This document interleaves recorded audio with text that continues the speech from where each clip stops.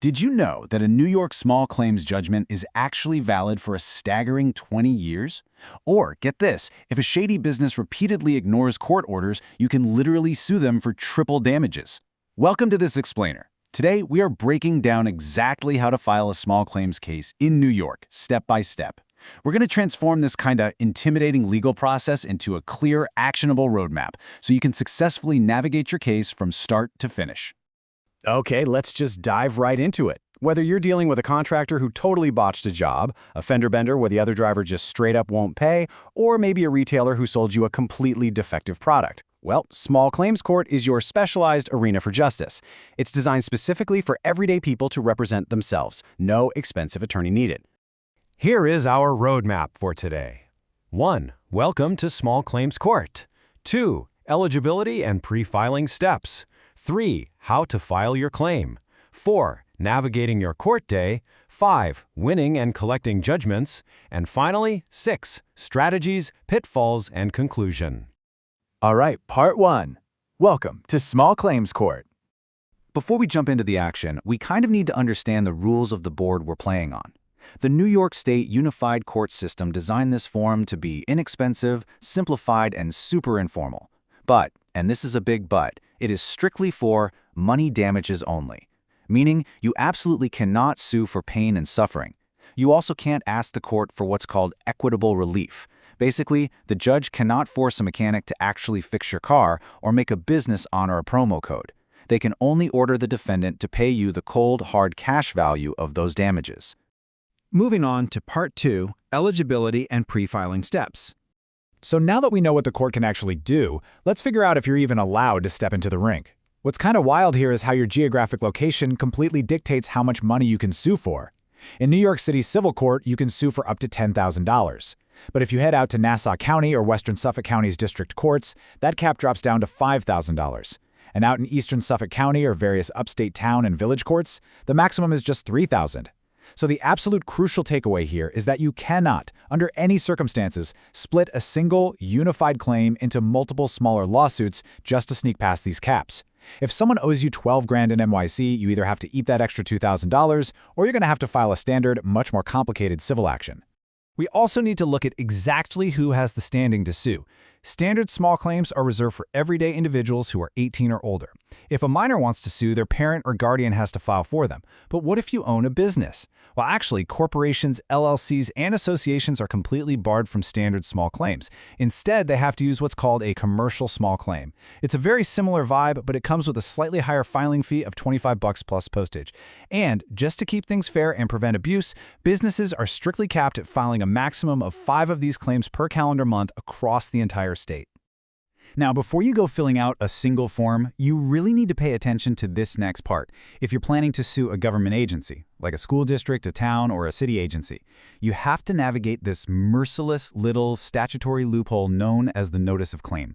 By law, you literally only have 90 days from the exact date of the incident to serve this notice on the municipality. Once you serve it, you got to wait 30 days so they can investigate and, potentially offer a settlement. If they don't settle, you then have to formally commence your lawsuit within 1 year and 90 days of the original incident. Seriously, if you miss that initial 90-day deadline by even a single day, the court can, and absolutely will, toss your case permanently. So watch those dates. Okay, Part 3. How to file your claim. Let's assume you check all the boxes and you're ready to get this on the record.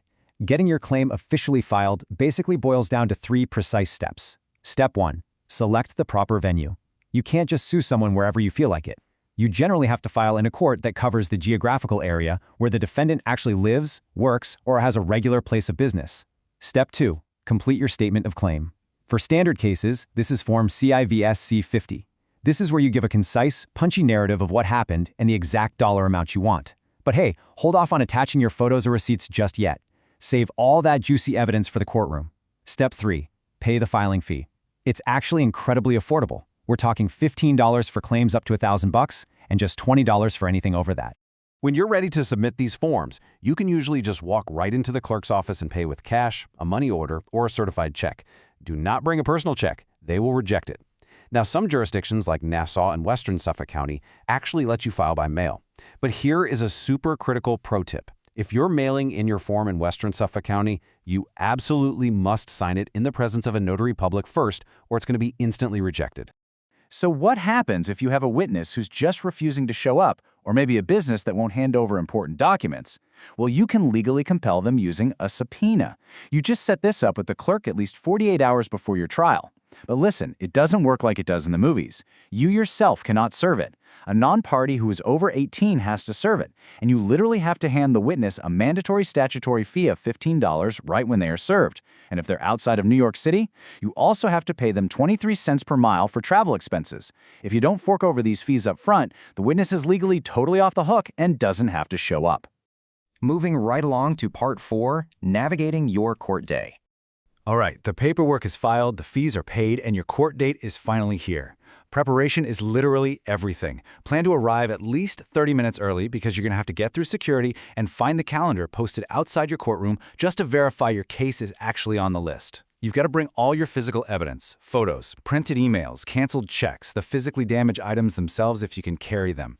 And guys, this next part is a massive point of failure for so many people. If you are suing for the cost of repairs to property, the statutory rules explicitly demand that you bring exactly 2 signed, itemized written estimates. Not 1, 2. One estimate just won't cut it, and you seriously risk losing your whole case simply because you didn't meet that basic evidentiary standard. Now, in some courts, especially in New York City, and during night court out in Nassau County, you're going to face a huge tactical decision right before your trial starts: choosing an arbitrator versus a judge. An arbitrator is a specially trained lawyer. Their trials are way less formal, generally a lot faster, and they happen right then and there. But the catch? Their decision is final. Absolutely no appeals. If you choose a judge, the rules of evidence are much more strict. You might get bumped to a whole different date, but you preserve your legal right to appeal to a higher court if things don't go your way. Okay, Part 5, Winning and Collecting Judgments. Let's say you get in there, you present an absolutely flawless case, and the court rules in your favor. Huge congratulations! But actually, winning the verdict is really only half the battle. The court doesn't just cut you a check. You are now officially a judgment creditor, and the defendant is a judgment debtor. And it is 100% on you to collect that money. The really good news, though? Your judgment is legally valid and fully enforceable for an incredible 20 years. If they don't just hand over the cash willingly within 30 days, you can start using some pretty aggressive enforcement mechanisms. First off, you can use information subpoenas to legally force their banks or even their landlords to spill the beans on where they're hiding their money. Once you track down those assets, you can hire an enforcement officer, like a county sheriff or city marshal. These folks have some serious power. They can enact an income execution, which legally garnishes 10% of the debtor's weekly paycheck. They can also enact a property execution, literally freezing their bank accounts or even physically towing away their car to auction it off and pay you what you're owed.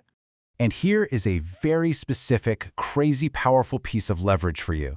Under the vehicle and traffic law, if your small claims judgment is for more than $1,000 and it happened because of a motor vehicle accident, the DMV actually has the authority to suspend the judgment debtor's driver's license and vehicle registrations until they pay you back. How great is that?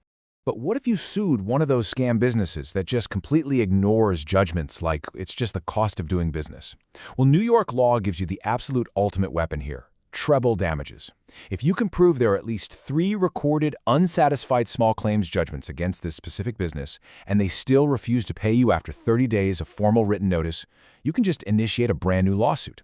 But this time, you sue them for triple your original judgment amount, plus your attorney's fees. And if you win this treble damage action, the court is legally required to notify the New York State Attorney General, so they can potentially investigate them for fraudulent business practices. Talk about hitting them where it hurts. Finally, Part 6, Strategies, Pitfalls, and Conclusion. Look, this entire process is incredibly empowering if you're a consumer. But to ensure everything goes perfectly, just remember that your greatest tools are preparation and precision. The most common traps that completely tank self-represented cases are so easily avoidable. For instance, don't sue Bob's Burgers if their actual legal corporate name is Roberts Restaurant Group, LLC. Always check the county clerk's database to get that exact legal name. Never ever miss that 90-day municipal notice deadline. Don't show up with just 1 repair estimate when the law strictly demands 2. And for the love of everything, do not be late. If you aren't standing there when the clerk calls the calendar, you default and your case is dismissed. Just like that. So you now have the ultimate roadmap to confidently navigate the New York small claims system, demand exactly what you're owed, and enforce your rights. But before you go print out those forms, I do have to remind you, this explainer is intended for informational purposes only and does not constitute legal advice. Please consult with a legal professional for specific legal concerns. Thank you so much for joining us on this deep dive today. As you go out there to gather your evidence and step into the courtroom, I want you to ask yourself this. What other everyday injustices have you been walking away from simply because you didn't know you had the power to fight back?